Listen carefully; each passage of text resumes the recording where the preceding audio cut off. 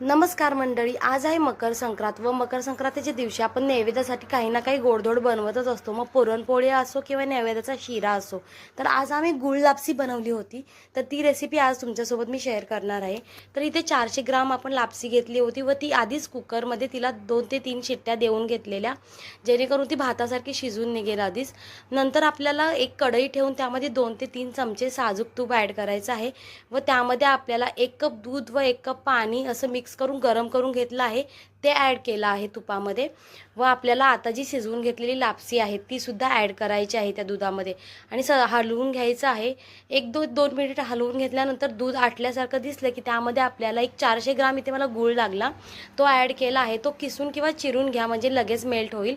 5 मिनिटासाठी झाकण ठेवलं आहे व लापसी छान शिजून घेतली आहे व आपली इथे लापसी तयार होते। ती अगदी पौष्टिक व चविष्ट अशी लागते आणि त्यावरती तुम्ही सर्व करताना जर तूप घातलं तर आणखीन मजा येते खायला। तर ही रेसिपी नक्की ट्राय करा आणि लाईक करा, शेअर करा।